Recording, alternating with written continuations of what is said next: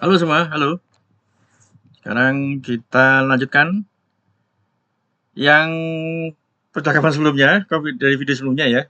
Ya, kita merepro yang exception itu berhasil dan seperti yang saya jelaskan di video sebelumnya, sepertinya itu bug.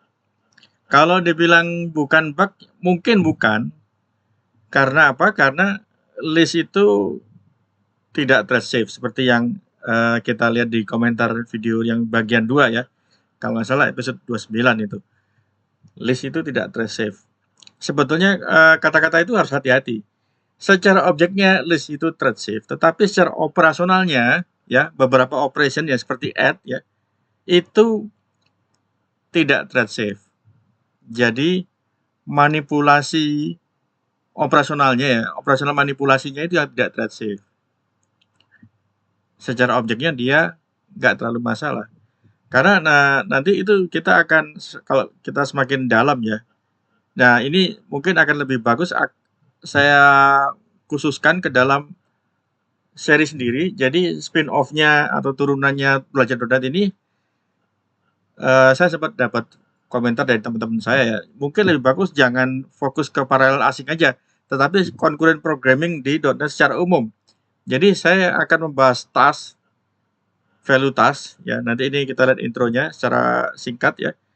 Dan akan bahas paralel dan async dan gotcha atau zongnya atau jackpotnya ya. Ada jackpot positif dan jackpot negatif dan tentunya kita tetap akan sampai ke satu kesimpulan bahwa concurrent programming itu tidak seperti kalau ada satu palu untuk semua paku. Jadi tidak semua itu pakai paralel aja semua. Kita udah buktikan itu tidak bisa karena paralel by default itu blocking. Pakai asynchronous semua. Tidak bisa juga karena asynchronous itu harus hati-hati, apalagi kalau kita lihat pemakaiannya kalau sembarangan bisa malah exception atau malah crash atau malah nggak selesai-selesai atau malah not responding. Not responding dari sisi apakah ada cross-site atau tidak kita sudah lihat di bagian-bagian video yang sebelumnya. Jadi bagian 2, 3 itu sudah ada. Nah, saya sudah submit isu. Saya bilang itu bug walaupun nanti kita lihat kalau bugnya itu di close ya. Tetapi kita akan lihat ada banyak hal yang menarik di situ ya teman-teman. Oke, kita mulai dulu seri tutorial Belajar.net mulai dari .NET 9. Saya Iriam Kuswarono dan kita masuk ke video ini. Oke, setelah itu tentang saya ada di landing page-nya si channel ini ya, Visual Studio untuk developer Indonesia. Dan subscribernya alhamdulillah sudah 180 lebih. Kalau nggak salah tadi saya cek itu 189. Yang lucu ini kadang satu hari itu naiknya satu, kadang enggak. Jadi kalau dibikin average rata-rata sekarang frekuensi kenaikannya itu setiap hari itu naik 0,7 subscriber. Ya itu aneh tapi nyata ya. Tapi saya ambil average-nya rata-rata itu. Saya sampai iseng bikin apa data point-nya di Excel-nya. Tapi intinya adalah jauh lebih baik daripada sekitar 6 bulan 7 bulan yang lalu. Karena 6 bulan 7 bulan yang lalu naiknya cuma 0,3 sampai 0,5 subscriber per hari. Sekarang bisa lumayan kenceng itu. Alhamdulillah. Sepertinya memang konten dalam bahasa Indonesia itu lebih menarik subscriber daripada saya bikin bahasa Inggris tentunya. Walaupun tetap naik, tetapi naiknya dikit. Sepertinya kalau bahasa Indonesia naiknya banyak. Dan saya senang berarti peminat .NET banyak. Selanjutnya tentang saya itu apa, detailnya ada di About Iriawan itu ya. Di yang versi 2.0 itu, yang landing page-nya. Bisa lihat di situ saya ngapain aja. Intinya untuk saat ini saya masih kebanyakan freelance, tapi saya juga terima kalau mau teman-teman minta training di .NET-nya, di Azure DevOps, dan tentunya Visual Studio-nya dan ekosistemnya ya, kayak misalnya GitHub Copilot dan lain-lain. Insya Allah saya akan bantu teman-teman, termasuk tidak hanya untuk yang non-komersil, tapi juga komersil. Kalau untuk teman-teman untuk fokus di satu company ya jadinya komersil ya. Kalau untuk komunitas boleh, apalagi kalau misalnya teman-teman bisa membantu saya di sisi pengadaan venue, lokasi ya, dan tentunya kalau misalnya dalam bentuk workshop pasti akan makan waktu lebih dari 2,5 jam. Ya, kalau masalah kayak konsumsi segala macam, bisa teman-teman kalau misalnya berminat, mungkin bisa teman-teman bantu menyediakan atau kolaborasi dengan komunitas saya yaitu Mugi bisa. Tetapi tentunya kalau Mugi ada perencanaan yang jangan dadakan ya. Kalau untuk Mugi itu harus minimal 2 bulan sebelumnya karena saya juga harus mikir untuk cari tempat atau venue-nya. Oke, kita mulai aja ke Visual Studio ya. Ya, kita buka ini Visual Studio dan kita coba mengatasi masalah kalau kemarin error waktu task when all ya.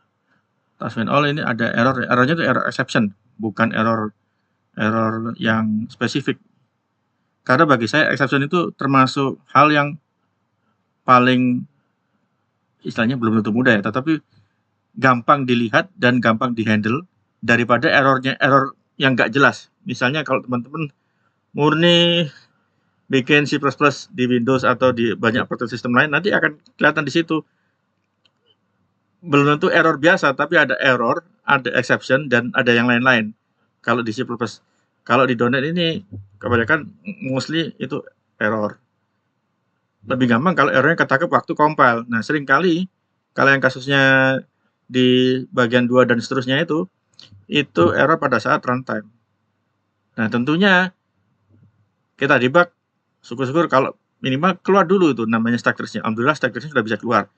Tetapi itu kalau kita lihat itu dengan error yang sebentar itu kemarin tuh saya sempat simpan catatannya ya.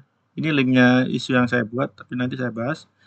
Nah, ini dia. Source array was not long enough. Check the source index length and the array lower bounds.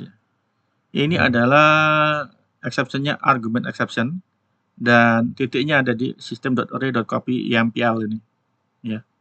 Dengan parameter ini. Kita bisa ignore yang terakhir ya. Reliable ini true false-nya itu nggak terlalu ngaruh karena dia pengecekannya di dalam code-nya itu ada pada titik di mana si pengecekan reliable atau tidak ini belum terjadi. Jadi kita bisa nggak usah pikir yang parameter terakhir ini dulu. Nah, detail source code-nya teman-teman bisa lihat di video sebelumnya ya teman-teman. Ini saya hanya fokus ke bagaimana saya mengatasi masalah kalau saya mau nambahkan elemen atau item ke dalam list. Nah, sesuai dengan dokumentasinya, itu sarannya pakai immutable list dan collection lainnya yang ada di namespace-nya system.collection.concurrent. Jadi kalau kita lihat di sini ya, di hub-nya, ini isunya nanti kita bahas. Kita lihat di hub-nya, dan waktu itu saya bilang, ini trust safety-nya bagaimana ya? Karena tidak dideclare di sini ya teman-teman. Maunya saya itu di sini harusnya dideclare. Karena saya harus ke bawah dulu. Terus lihat yang namanya thread safety. Atau di sini bisa, ini artikel ini ada thread safety, ini lari ke sini. Ya. Nah, ini seharusnya ini ada kayak semacam permaling ya, tapi sayangnya kok nggak ada ya. Di sini tidak ada. Kalau kita lihat di sini metode juga nggak ada ini, tapi harusnya ada. Jadi kita ke thread safety dulu, baru dia sebutkan. Tetapi deskripsi di sini itu juga menurut saya secara umum ya. Jadi kita harus bisa membedakan ini konsumsinya untuk konsumsi orang yang bagaimana, developer yang seperti apa gitu. Kalau hanya menjelaskan public static set members of this type are thread safe. Any instance member are not guaranteed to be thread safe. Ini aja sudah agak-agak hati-hati ya bacanya. Jadi member atau property dan method. Member kalau di dalam OP itu ada property sama method. Itu thread safe katanya begitu. Any instance-nya, jadi kalau new list-nya itu katanya tidak dijamin untuk thread safe. Nah, terus ada kata-kata lagi nih. It is safe to perform multiple read operation. But issues can occur if the collection is modified while it is being read. Nah, kalau di kasusnya kita, di code-nya, kita itu tidak read ya. Kita hanya modify. Modify dari sisi apa? Tambahkan elemen. Tambahkan item. Harusnya tambah item itu tidak terlalu masalah ya, karena nambah, bukan mengurangi. To ensure, ini ada tambahan to ensure trust safety, lock the collection during a read or write operation. Jadi kalau add itu termasuk read ya. Add itu termasuk write. Termasuk dia ada operasi nulis atau memodifikasi sesuatu. To enable a collection to be accessed by multiple thread, ya sarannya you must implement your own synchronization. Synchronization di sini itu synchronization konteks ya teman-teman. Bukan synchronization biasa. Ya tentunya untuk mensinkronisasi si elemen-elemen atau item yang di list.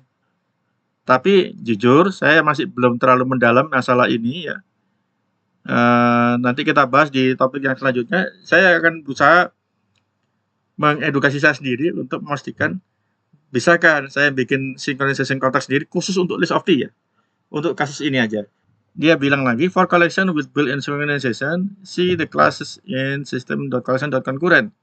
Kalau dia bilang secara implicit itu thread safe, inherently itu implicit ya, gampangnya. Kita bisa memakai immutable list. Nah, di source code saya, ini saya bikin satu project baru. Source code-nya itu logiknya sama. Tetapi waktu saya mau manggil task creation task when all ini, saya bikin metode baru. Saya pakai immutable list. Nah, ini jadinya immutable list sebentar ini. Oh ya benar. Immutable list. Nah, immutable list itu tidak ada new ya teman-teman. Dia hanya bisa dikasih value atau panggil create. Jadi selain kita pakai sintaks seperti ini adalah empty array ya. Atau kita bisa seperti ini teman-teman. Immutable list dot create. Tapi kita kasih tahu di tipenya apa. Nah, tipe generiknya adalah double. Dengan ini sama dengan kita inisialisasi array empty array seperti yang tadi. Jadi ini saya kembalikan. Atau kalau teman-teman mau pakai sintaks ini silakan. Tapi saya akan nge-push yang pakai yang kurung kotak tutup itu, buka tutup ini yang tadi. Nah, setelah itu kita bisa menambahkan. Jadi di sini kita lihat saya tidak pakai list lagi, saya pakai immutable list dan kita tambahkan. Untuk iterasi 50 dan seterusnya oke. Saya sengaja pakai 50 supaya saya demoin nggak lama-lama ya teman-teman. Kita jalankan. Oke.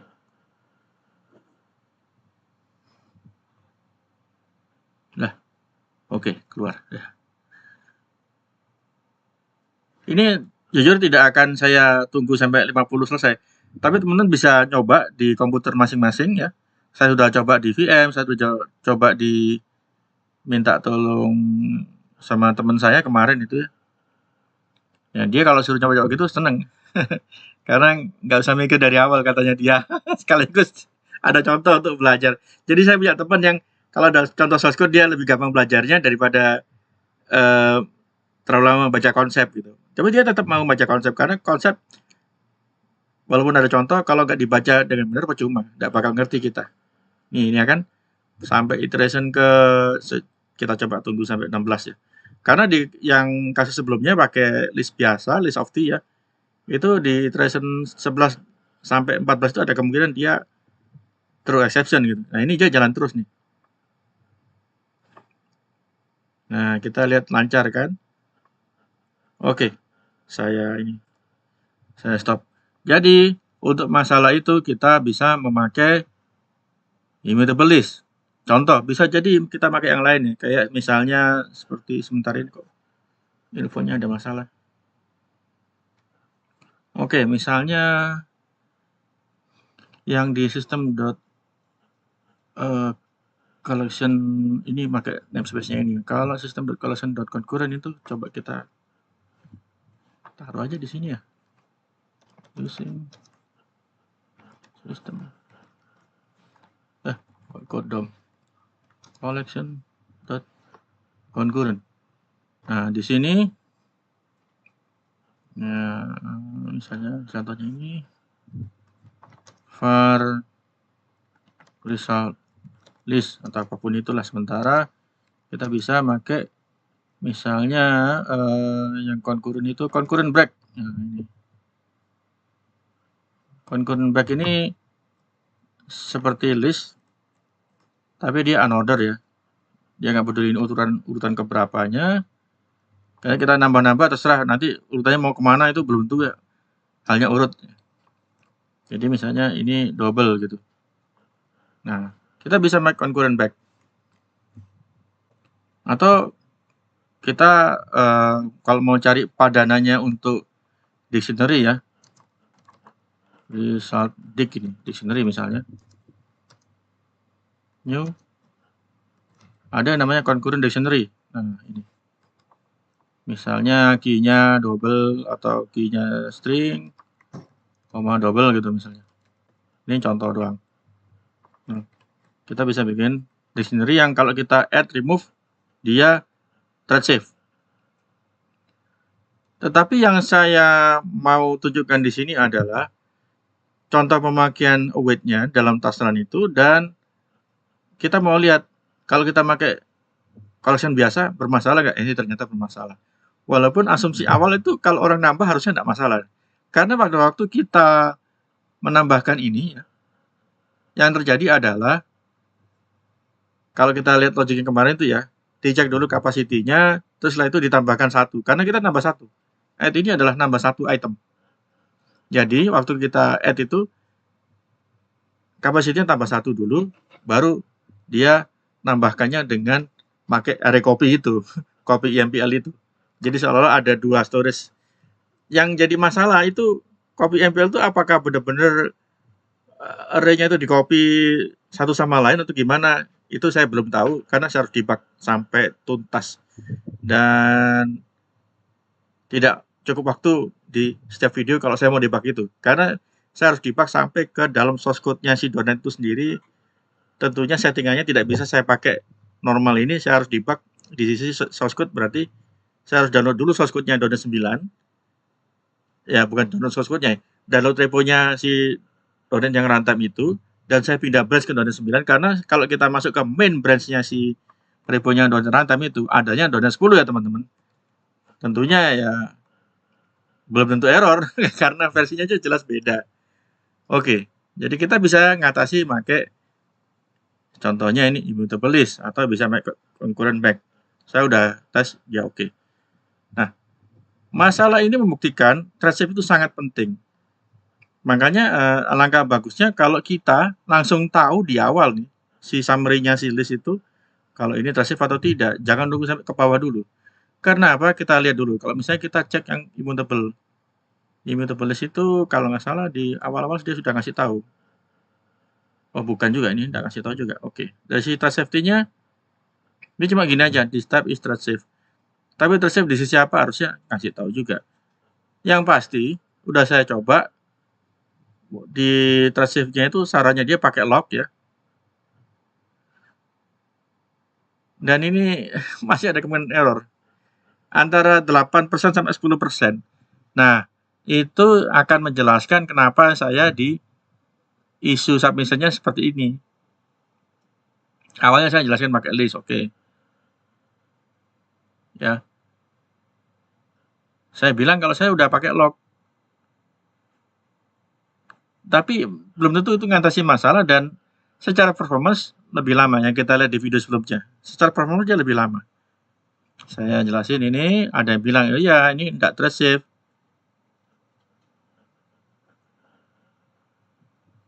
Dia bilang, oh kalau thread safe itu ada di sini, thread safety. Oke, in general no instance member, oke, unless otherwise documented, this is documented for concurrent back. Jadi secara eksplisit untuk concurrent back dia ada thread safe-nya. Kemudian ini ada Stephen Top ya. Terima kasih kepada Stephen Top, dia lumayan melayani pertanyaan-pertanyaan saya dengan sabar ya. Tetapi hati-hati ya teman-teman. Kalau submission issue itu tidak bisa sembarangan ya. Dia akan sabar, betul sabar. Betul sabar. Asalkan kita sudah mencoba, sudah ada skenario-nya. Dia bilang minta minimal repo ya. Walaupun saya di atas ini udah ngasih, ini ada GIS-nya. GIS itu kayak semacam kita bisa nulis cepat di GitHub. Kayak contoh-contoh apalah. Ini public ya teman-teman. Jadi teman-teman nanti saya kasih linknya di deskripsi videonya.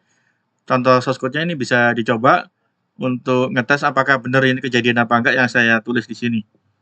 Tentunya saya welcome feedback dan komen ya teman-teman. Nah ini kita bisa lihat di sini. Ini ada ininya. Saya ganti ini kalau pakai lock itu gimana. Karena apa? Kalau pakai lock itu masih ada kemungkinan ya, 10% probabilitas untuk setiap 100 iterasi gitu. Tadi yang teman-teman lihat tuh 50 iterasi Discord-nya. Tapi kalau teman-teman mulai pakai 100 atau bahkan angkanya besarin nih supaya probabilitasnya semakin kejadian kenceng nih. Misalnya 250, pasti ada 1. 250 antara 2 sampai 3 kali akan ada 1 yang eksepsinya itu waktu dia throw itu sama gitu. Akhirnya dia minta stack trace-nya, download-nya versi berapa, saya nyoba di 2 tempat ini ya teman-teman. Download SDK 90300, download SDK 80410, runtime-nya yang 90300 ini pakai 905, untuk SDK 80410 pakai 8016. Jadi sudah lumayan minimal menurut saya objektif ya, karena saya nggak cuma ngecek di 9 tapi juga di 8. Siapa tahu ternyata di 8 nggak kejadian. Tapi kalau teman-teman akan nyoba di 8 tuh throw exception-nya tuh agak sering ya. Tapi untuk kasusnya lock memang agak susah karena butuh iterasi lebih banyak lagi baru kejadian. Jadi teman-teman boleh ngecek dulu, ngetesnya yang pakai list yang nggak pakai lock, terus pakai list yang pakai lock. Agak lama nanti ya dia nunggu gitu ya. Tapi secara umum sih seolah-olah nggak ada apa-apa kalau pakai lock. Bisa jadi saya kurang hati-hati meletakkan locknya. Kalau kita lihat di sini, saya taruh locknya pada saat ini ya, pada saat dia proses iterate dan ini add result ini. Mungkin teman-teman mau ada perbaikan atau usulan performance, misalnya, Pak, ini iteration resultnya ini jangan ditaruh di dalam lock, boleh silakan gitu. Ya sedikit mempercepat tapi nggak terlalu ngaruh karena yang titik pentingnya tuh ini, waktu dia nambah item. Oke? Jadi itulah kesimpulannya. Saya sudah submit ini. Mungkin teman-teman akan bilang, Pak itu sudah dari awal udah tidak thread safe. Kenapa kok dianggap bug? Saya punya prinsip. Kalau saya jalankan itu, dia itu persentasenya tinggi untuk throw exception, baru saya percaya, oh ini mungkin tidak thread safe. Itu masih mungkin. Tetapi pada saat kita tes itu, seperti contohnya kita lihat di tampilan ini ya, saya untuk iterate 50, nih, di iterasi 16 throw exception, setelah itu 17 dan seterusnya sampai 34 baru throw exception lagi. Nah ini saya nggak bisa ngomong kalau ini pasti tidak thread safe, tapi juga nggak bisa dibilang pasti thread safe gitu. Oke? Karena sekali ada kejadian kayak gini berarti itu tidak bisa dibilang thread safe. Cuma kalau kejadiannya nggak sering-sering, itu adalah behavior yang tidak, istilahnya apa ya, tidak apa itu namanya, tidak pasti, alias ketidakpastiannya sangat tinggi. Makanya saya bilang di sini kata kuncinya adalah intermittent exception. Jadi bukan selalu exception atau bukan nggak ada exception, tapi intermittent, muncul di saat-saat yang nggak tahu kenapa ada apa gitu ya. Kalau kita bisa tahu root cause-nya, oke. Misalnya ada teman-teman yang bilang ke saya ngotot, itu tidak tersafe. Kalau gitu saya akan tanya ke Anda, buktinya apa kalau tidak tersafe? Di titik mana menunjukkan exactly tidak tersafe seperti apa gitu. Saya akan jawab itu, tetapi tidak di video ini ya teman-teman. Karena sekali lagi itu saya harus debug langsung ke source code-nya. Dan itu juga merupakan latihan bagus buat saya juga, karena saya sudah lama nggak debug source code-nya .NET, yang runtime terutama. Saya biasanya hanya debug yang nggak aneh-aneh, tetap debug kayak misalnya, oh kelasnya kelas A aja gitu. Tapi untuk debug yang namanya multi-threading atau concurrent seperti ini, teman-teman udah lihat kan sebelumnya ya, tidak gampang. Kita nggak tahu ini thread yang mana atau proses yang mana. Karena bisa lompat-lompat, dia akan buka thread baru. Atau kadang-kadang thread barunya dia buka tapi kok cuma 1 atau 2 doang maksimal gitu. Jadi nggak kelihatan behind the scene-nya secara langsung. Karena kalau kita lihat implementasinya task bind all ini, by default dia pakai namanya thread pool. Di mana thread pool itu sesuai kebutuhan. Kalau dia perlu thread baru, dia akan buka. Kalau enggak, ya enggak. Gitu. Waktu kita lihat ada metode yang namanya queue user walk item, dia hanya akan create thread baru sesuai kebutuhan. Silakan lihat di videonya Stephen Top tentang itu ya, ada itu, nanti saya kasih lah linknya. Nah, Oke, kita sudah selesai bahas ini ya teman-teman. Sekarang kita bahas intronya valutas. Di sini ada blog post. Semoga saya ada waktu untuk ini ya, menjelasin ini. Oh, oke. Hanya maksimal 7 menit. Sini ada valutas. Valutas itu kalau kita lihat di blog postnya adalah kebutuhan yang timbul pada saat kalau kita pakai tas, kita tidak perlu await tasnya itu berkali-kali atau lebih dari 1 kali. Ya. Jadi kata kuncinya di situ. Dengan adanya valutas, ini contoh kasusnya ya teman-teman. Kan biasanya kita gini ya, Marbit async task pool ini ya. Nah, tapi kalau kita pakai yang namanya valutas, contohnya mana tadi ya? Nah, ini dia. Valutas yang read async. Valutas yang read async. Valutas ini kalau kita lihat implementasi di sini, ini untuk contoh valutas untuk operasional yang sinkronus ya. Karena satu, tidak ada pengembalian tas secara langsung. Dan kedua, ini dia di dalamnya manggil read. Read di sini itu sinkronus, tidak asinkronus. Kemudian contoh berikutnya ada valutas untuk asinkronus. Bisa. Nah, ini kita lihat di sini. Being able to write an async method that can complete synchronously without including additional allocation. Nah, kenapa kok tanpa ada additional allocation? Karena valutas ini struct ya teman-teman. Nah, ini ada ceritanya kenapa ini ditambahkan ke .NET Core 2.0 ya. Jadi beberapa hotpath ini mengembalikan valutas daripada tas. Tentunya terutama tas yang ada kembaliannya. Jadi makanya dalamnya ini ada generic result.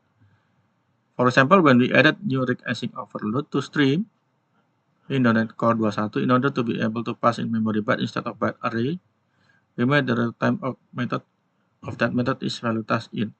That way, streams dalam kurung which we often have read async, ya, stream yang punya read async method that completes synchronously as in the earlier memory stream cannot be used with significantly less allocation. Jadi secara performance pasti lebih bagus karena tidak ada overhead di sisi alokasi ke heap.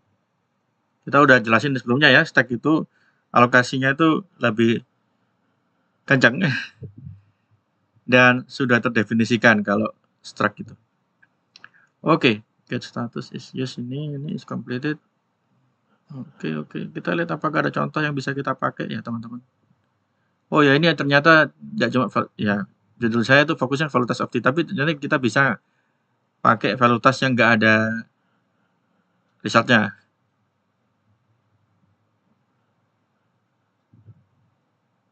Oke, with the advent of enabling event asynchronous completion to be allocation free, however, non-generic valutas becomes relevant again. Oke. Jadi teman-teman bisa baca detailnya di sini. Dan ada kayak semacam best practice-nya ya. Because valutas and valutas result may resolve object, there are actually significant constraint on their consumption. Ini yang saya bilang tadi best practice-nya, dan ini harus diperhatikan ya teman-teman. Walaupun ini blog post tapi ini resmi ya. Awaiting a valutas result multiple times. The underlying object may be recycled already and be used by other operation. In contrast, a task task result will never transition from a complete to incomplete state, so you can await it many times. Jadi kalau ini hanya wait 1 kali, kalau ini bisa di wait berkali-kali. Oke, ini ada contoh kasusnya, mana yang contoh kasus yang jelek, ini contoh kasus yang bagus, ini ada ya. Task intake some valutas returning method async as task. Jadi dia pengembalian valutas itu juga ada metode as task, jadi konversi dari valutas ke task.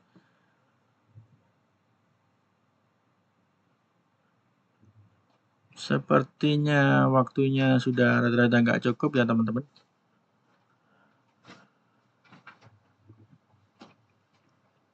Oke, tapi saya coba. Kalau ada contoh code yang sederhana, saya mau coba. Ini saya juga ada video resmi ya teman-teman.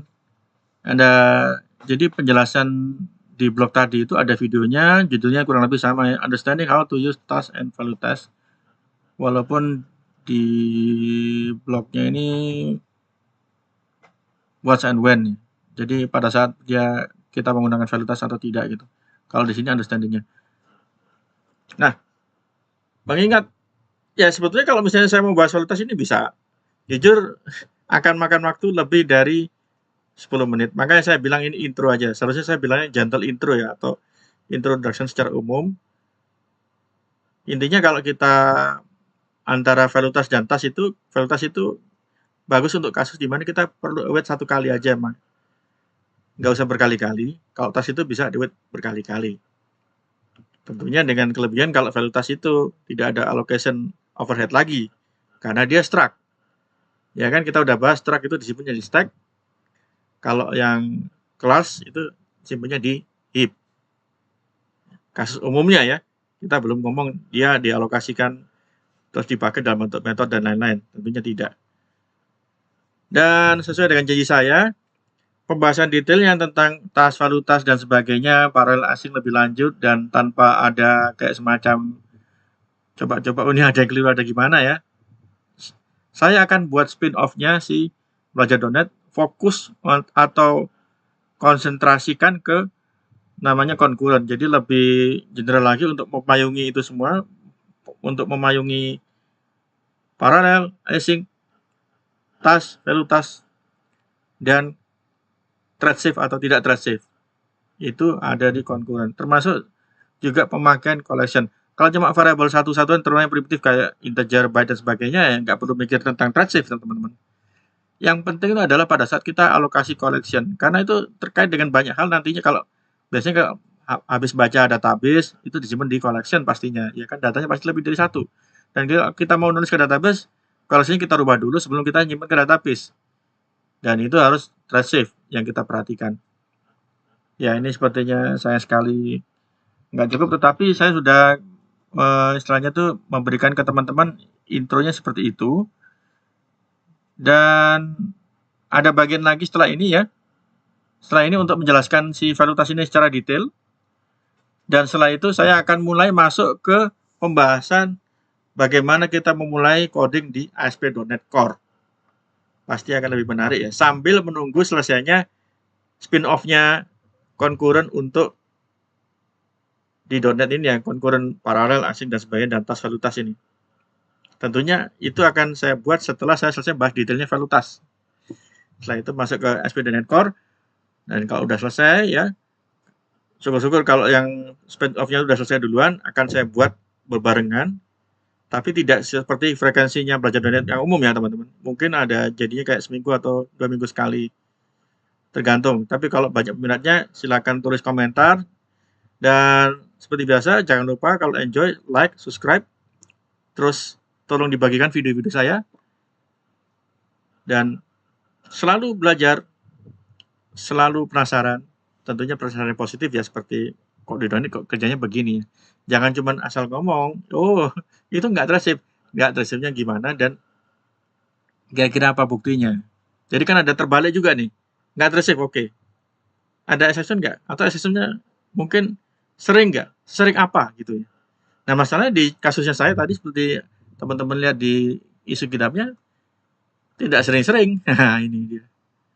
Jadi saya nggak berani bilang ini pasti thread safe karena jelas kejadian exception, tapi saya nggak berani bilang kalau ini tidak thread safe karena banyak iterasi yang dia sukses gitu. Walaupun itu kembali lagi kata kuncinya intermittent. Jadi kadang keluar, kadang enggak. Tapi kalau kadang keluar, kadang enggaknya itu jarang-jarang seperti ini ya, intermittent itu bagi saya itu kasus khusus. Kenapa itu kasus khusus? Karena seharusnya kalau emang itu dia itu tidak thread safe, ini rapat-rapat ini keluarnya si exception-nya ini. Tapi ini enggak gitu. Bisa jadi kalau pas lagi seolah-olah CPU saya sibuk ya, mungkin dia akan exception error ini mungkin. Nah, tentunya perlu di-debug. Itu udah namanya low level debugging gitu. Kalau perlu ya. Tapi itu nggak mungkin saya demokan pas lagi bikin belajar ini. Karena kalau gitu udah bukan belajar .NET lagi, itu udah kayak semacam kita belajar .NET tapi versinya versi advance. tidak akan saya masukkan ke sini, teman-teman. Karena spiritnya atau semangatnya tujuannya belajar, ya belajar. Tentunya dari semua berawal dari newbie. Oke? Seperti biasa, jangan lupa kalau Anda enjoy video-video saya, silahkan like, subscribe kalau belum subscribe, dan kalau bisa ya saya selalu beroptimis ya. Sampai Agustus ini subscribernya jadi 500. Amin. Dan tidak kalah pentingnya, jangan lupa lagi coding itu bahagia. Kalau Anda juga bahagia lihat video saya, alhamdulillah ya. Jadi saya berusaha tidak hanya mengedukasi .NET, tapi juga mengedukasi bagaimana sikap kita kalau ada masalah. Kalau perlu kita coba dulu, kita sampai pusing dulu. Ya memang secara konseptual itu tulis memang tidak trustive, tapi tidak trustnya itu pembuktiannya bagaimana gitu. Nah ini bahkan saya bisa membuktikan kalau di framework 48 itu tambah keseringan ini, rapat-rapat ini. Nah ini boleh kita jadikan, oh ini bukti, oke tidak trustive, karena SSH-nya pasti sering di throw. Tapi kalau di .NET, terutama .NET 8 ke atas, tidak sering-sering. Nah, itu akan menjadikan pertimbangan di kita, teman-teman, bahwa ada sesuatu yang harus diselidiki lagi. Gitu. Cuma memang waktu itu sayangnya dia keburu nge-close. Tapi saya bilang, kalau pakai log juga kejadian. Pakai log juga ada possibility 10%. Nah, ini 10% untuk setiap 100. Gitu. Jadi teman-teman silakan baca sendiri. Kalau ada komentar silakan ya kan. Komentarnya kalau bisa diskusi yang membangun. Oke. Sampai jumpa di video saya berikutnya tentang bahas detailnya value task. Ini hari Senin saya akan upload, dan pembahasan value task itu mungkin kalau nggak Selasa jam 7 atau besoknya siang. Jadi Rabunya mungkin. Karena saya harus coba-coba dulu kalau pakai value task itu mana yang benar, mana yang gampang buat saya untuk jelasin. Dan setelah itu hari Jumatnya nanti akan seperti biasa setiap Selasa Jumat jam 7 malam. Tapi kita nanti di hari Jumat kita mulai membahas ASP.NET Core dari awal. Oke? Sudah selesai. Sampai jumpa di video berikutnya dan tetap semangat. Dadah.